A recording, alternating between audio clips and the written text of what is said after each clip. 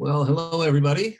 It is a little after 1. We're going to get started. I see, by the way, my name is Lori Robin. You can call me Mr. Lori. Just so you know, I'll be teaching this class in a couple of weeks, actually, we're going to start. And normally I would start with, some icebreakers and some getting to know each other. We're going to kind of dispense with that today because I want to kind of get into, what the class is actually all about.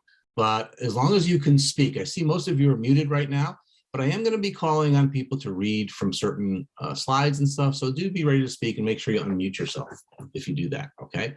So I first want to introduce the class, and it's called Creative Writing Competition Trial Class. It's a creative writing class, but also it's focused on people who want to take their writing and actually, put it out there, publish it, maybe enter it in some competitions. And so actually the beginning, when we first begin this class, we're going to be talking about some of those competitions and what they are. But for today, we're really just going to kind of dive right into a class that I normally would be teaching somewhere midway, maybe the 3rd or 4th week. And it's about plot and how you do that, how you create plot. So let's just get right into it. And okay. So some of this stuff may be review, and that's why I want to do a little bit of interaction and see what you've already had. But if you've studied, what the traditional story arc is of plot, they include these 5 steps: exposition, rising action, climax, falling action, and resolution. Okay, and when you talk about those steps, we look at a chart that looks something like this, or a diagram that looks something like this. How many of you have seen something like that before? Just give me a thumbs up in your control panel if you've seen something like that before. Okay, I see a few have. Okay, yeah.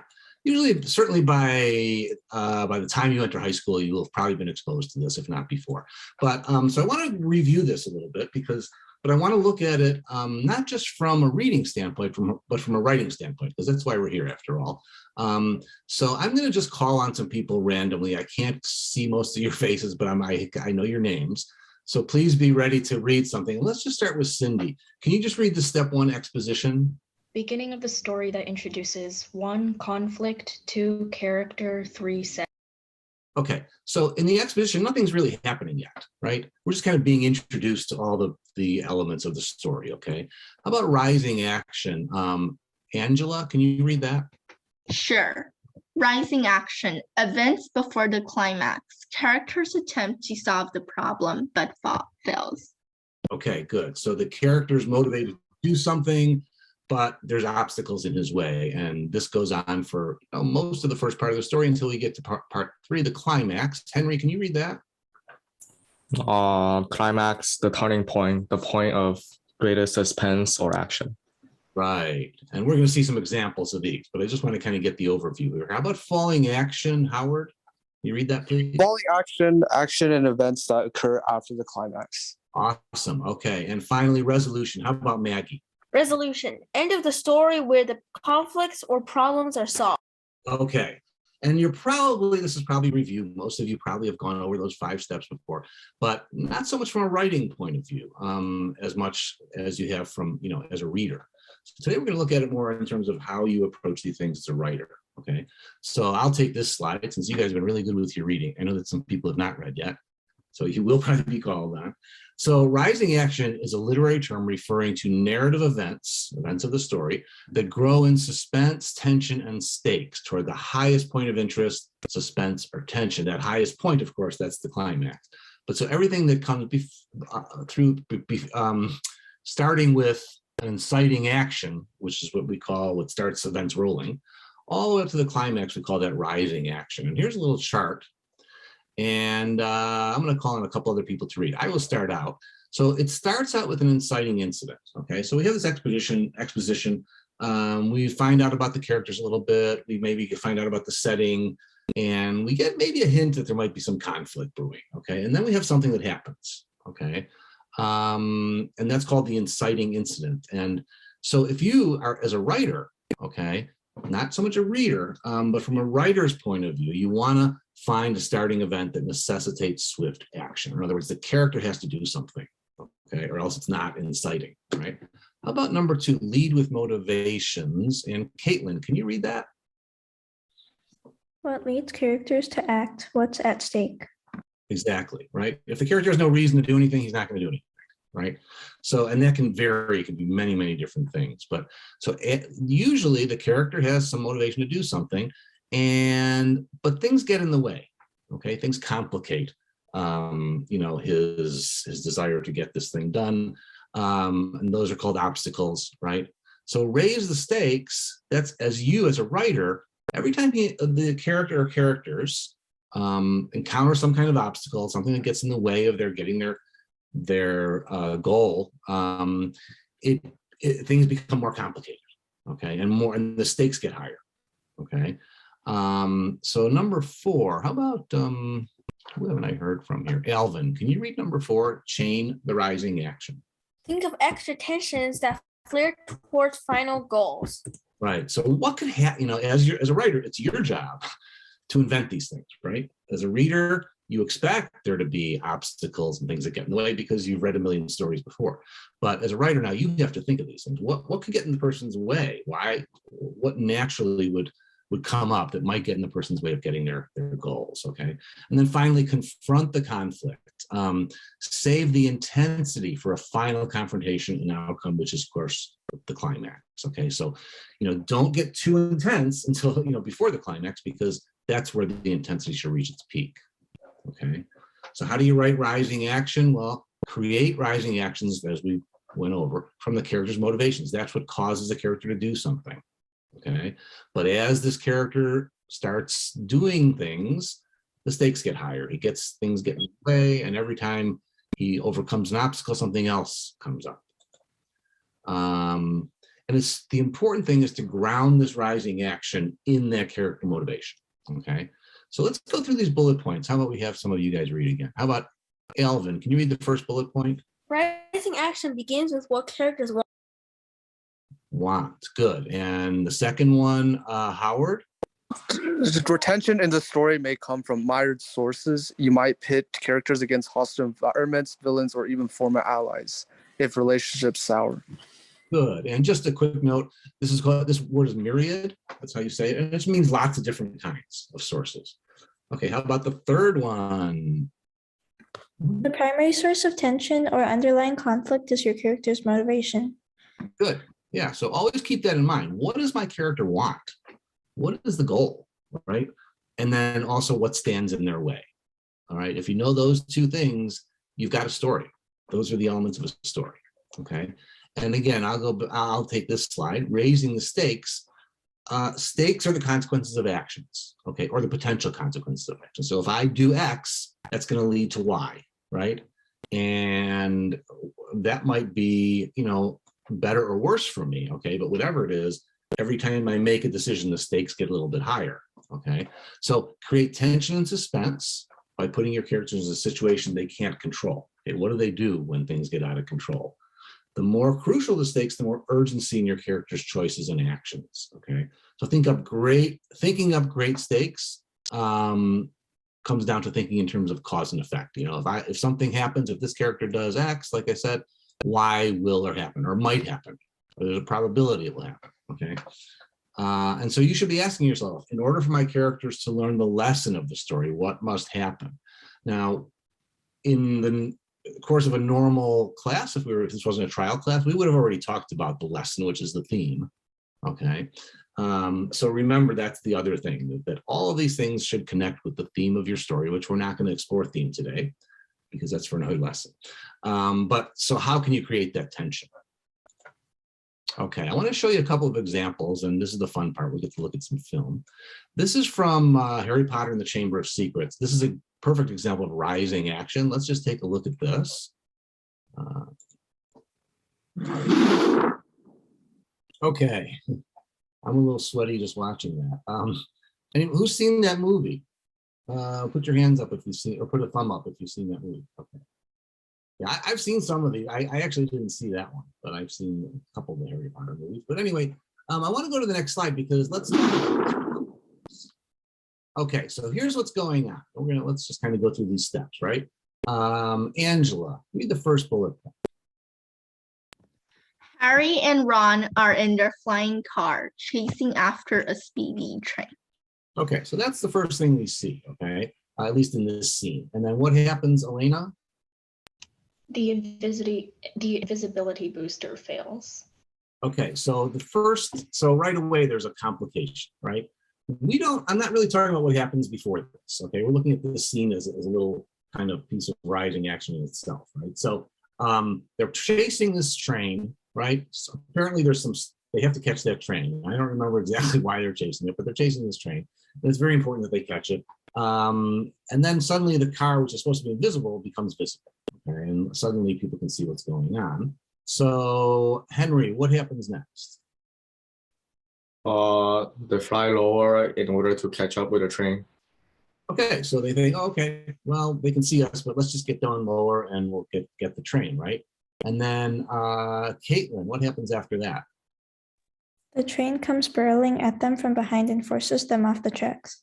Right, they don't realize the train is actually behind them, right? So you notice here, and we'll see this in any chain of events in a rising action, is that each event, each decision actually that the character makes, or each event in the situation leads to something else. Okay, it couldn't have happened if they weren't flying in the car and they were chasing the train, the second step wouldn't have happened. If that didn't happen, the third step wouldn't have happened. So all these things are chained together and they depend on each other. Okay, so this train comes, it forces them off the tracks. Okay, let's just go to Vera. Can you read the next bullet point? They fly away from the train but lose control of the car. Okay, so that's what happens next. Then after that, what happens, Yi? Harry is jolted out the driver's door and hands from the car in midair. Okay, and we talked about stakes, right? As each thing happens in this chain of events, the stakes get higher. Here, finally, we're at the highest stakes of all, where Harry's in danger of losing his life, right? He's dangling, and if he falls, he's dead. So what's the final thing? Who didn't speak yet? How about Elvin? Ron just barely manages to save Harry and pull him back into safety. Okay, so right, it's a relief at the end. But up until that relief, we're all in suspense, and that's why if you're watching this, and especially if you've watched the first part of the movie, you'd be on your edge of your seat, right? And that's the point of the rising action, to make the reader feel suspense, feel tension, okay? Because when you get to the climax, that's when the tension is released, right? And there's some kind of conclusion. Let's look at another. How many of, again, let me see your hands up, thumbs up. How many of you seen The Wizard of Oz? Anybody? If you haven't, please go see it. Okay. Yeah, this is a movie you should all see. I mean, I think everybody that is an American or lives in America. All right. So those of you that have seen this movie probably remember that scene. But let's take a look at it and let's talk about what's going on there. Okay, and we're just not talking about the whole movie now, just this particular scene. So first of all, I can see the names now. Okay, Alvin, can you read that first question? Or actually, you know what? I'm gonna have you give me the answer. What's the inciting incident here? Just for this scene. There was well, at least what the title calls, a twister. Mm-hmm. Right. So yeah, there's a storm happening, a twister. It's actually, we call it a tornado. In this particular scene, that's the inciting incident. It's not the inciting incident of the whole story. That happens earlier.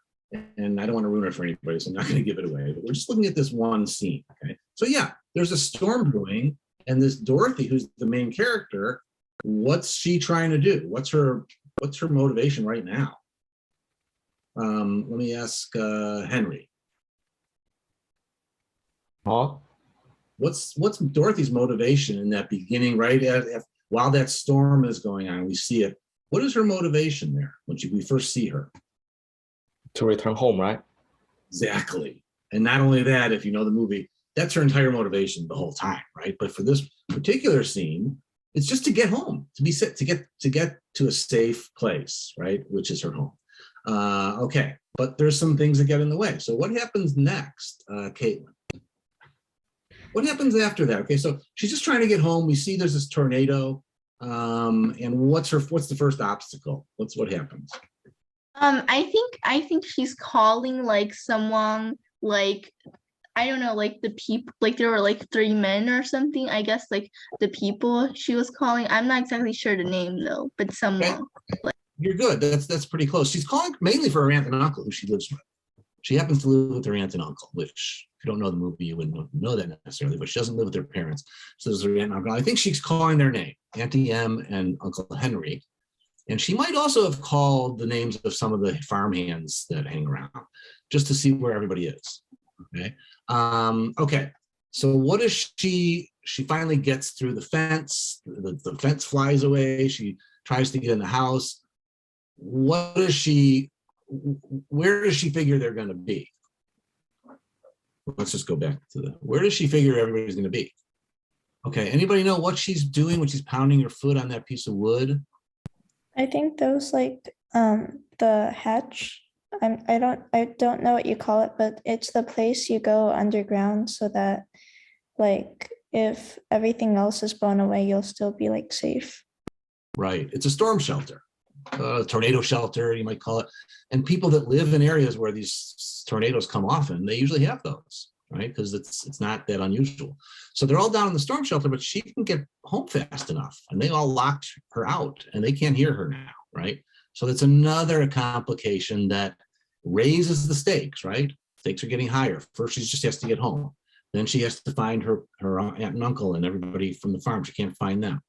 Finally, she's saying, okay, well, at least I could save myself. And she can't even do that because they can't hear her. She can't get in the storm shelter. So each thing that happens adds to the tension. Okay, it adds to the rising tension of the scene.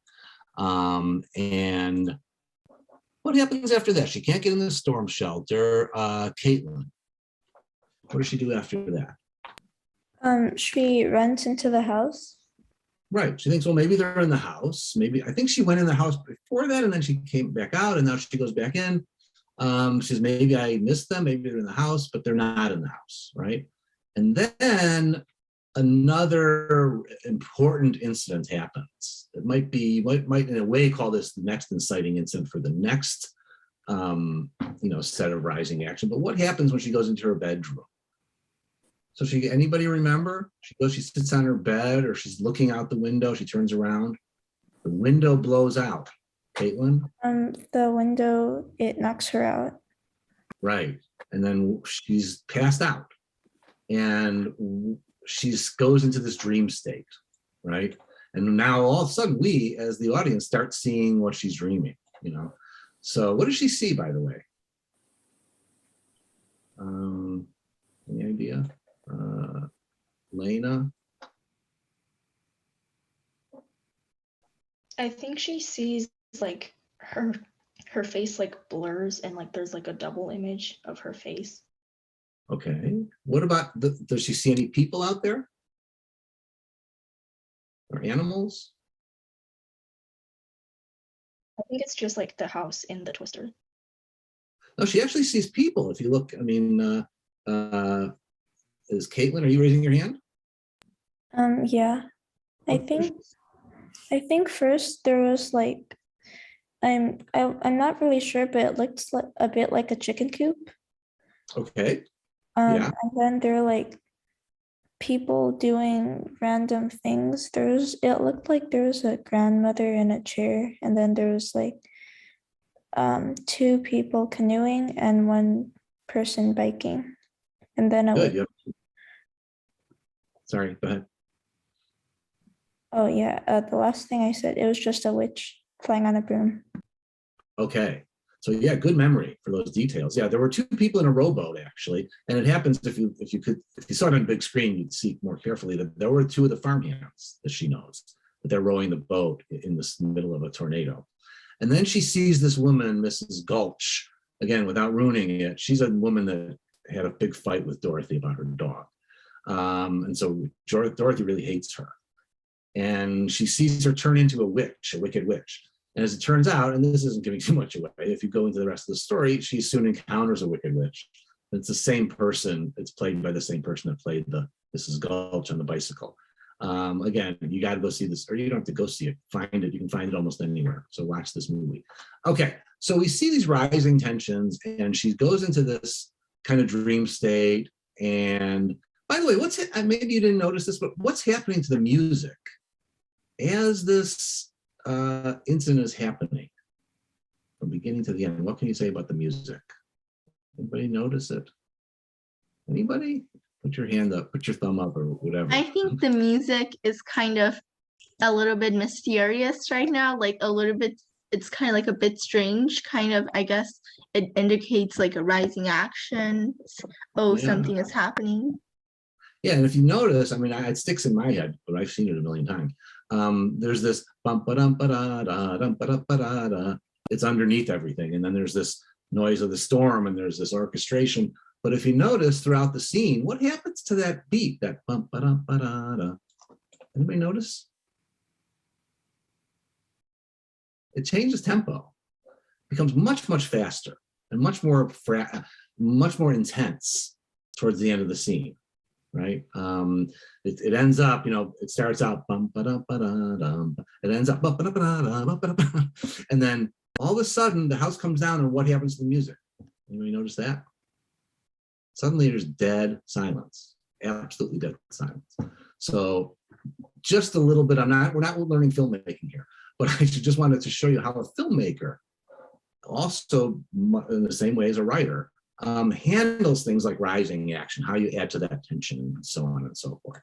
Okay, so we kind of went through the chain of events here. Okay, how do these events raise the stakes for Dorothy? Well, again, we don't really know the whole story yet, and I don't want to ruin it for anybody. In this particular scene, the stakes are, it's kind of weird because she's actually heading into this dream world, and the stakes change once she's in that world. So actually, I'm going to skip over this question for now, just because I don't want to give anything away and what happens to her later. But we'll see how these stakes get higher and higher. And the whole time, really, her whole goal remains just to get back home. Okay. So that's The Wizard of Oz. We've got about 10 minutes left, so we'll get as far as we can in this, okay? I want to talk for a minute about the climax. So the climax is the turning point of the story.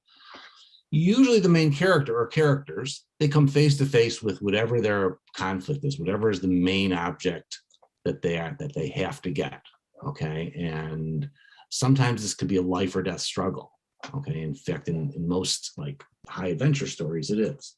So let's see who can read some of these. Alvin, can you read the first bullet point? The climax of a story is where the tension is at its highest point and the main characters face a do or die moment. Okay, good. And how about Angela? Can you read the second bullet point? Sure.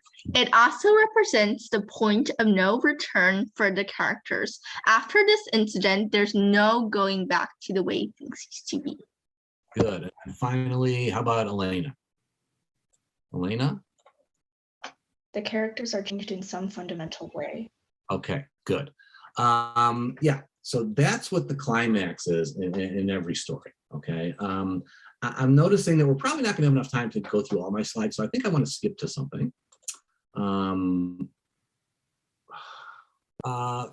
Can somebody, let me get my names back here, read this for me.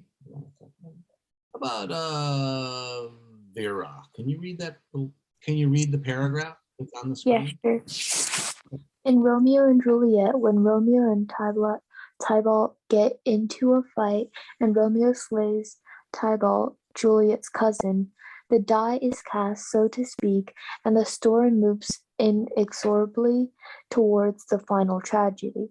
The death of Romeo and Juliet is not the actual climax, since that outcome seems to almost an inevitable result of the slaying of Tybalt. So yeah, this is, in this case, this is Act 3, and this is where the actual climax takes place in terms of the peak of the action, because,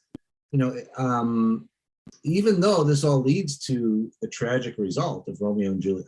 By the way, how many of you know Romeo and Juliet? Know the story or have read it? Okay. And again, without giving too much away, if you haven't read it by now, I don't know what grade you're in, but certainly by the time you're in 9th or 10th grade, you'll probably read that. Anyway, so let me go back to the slide. Sorry about that. Okay, so yeah, the death of Romeo and Juliet, if you really think about it, if you know the story, it really, this is the direct result. That's a direct result of what happens in this fight right here. Okay, and if you think about it, after that, everything seems like it's predetermined in a way, right? Once he kills Juliet's cousin, the events seem to carry him, seem to move him instead of him moving events. And so that's why this is actually really the climax of the story. So when you're writing the climax, make sure, or when you're during the writing process towards the climax, sometimes you lose that tension, it evaporates in the middle of the night. You've probably read novels where you get bored in the middle of it, right? So you don't want that to happen. You want to know where where's the story ending up? And everything you write should take that character to where you see him ending up. And that's the climax and even beyond. How is it all, what's the resolution, which we haven't gotten to yet. And we won't today because we're almost out of time. But think about that, even though it may seem daunting, difficult to figure out the ending before you actually get there, before you actually write the story, think about it. That's in the theme, which is you really have to know before you start writing as well. These things all kind of move the action of the story and they motivate the characters. So you should know all that going in. Okay, it's a good idea to have even just a rough outline of the story, what's going to happen before you actually start writing the prose. Okay, I'm not going to get into falling action now because we're almost done. But I do want to talk a little bit about, and I'm not going to get to okay, just to review this plot diagram again. Most story plots go from exposition and they go through these 5 steps to resolution, which is the ending, okay? I was going to go over this. This is kind of related to the plot diagram, but it's also a diagram of a plot in a sense of what we call the hero's journey, which both of these stories, Romeo and Juliet, Harry Potter, actually, and Wizard of Oz are both prime examples of this thing. So if we haven't studied that, don't worry about it.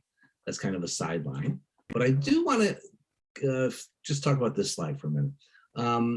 Just because your story is probably going to fit a pattern like this, because it's almost impossible for it not to, if you're writing an actual story, that doesn't mean that because you're sticking to that tradition that you have to do everything else in a traditional way. You don't. So if you have a unique way of writing, using words, telling stories, etc., feel free to exercise that and have fun with it and be creative. But almost all stories, when it comes down to it, if you really strip them down, are going to have this pattern. Okay, so keep that in mind, and it's good to know, because when you think you're getting bogged down in the story, you're not sure what happens next. That's a good way to go. Oh, okay, well, there needs to be more tension. There needs to be, an obstacle, another obstacle that the hero comes up against, etc. So knowing about this pattern, even if you don't consciously follow it, is helpful in writing any kind of story. Okay. We're not going to do that today, but we are going to get to this ending here. Okay.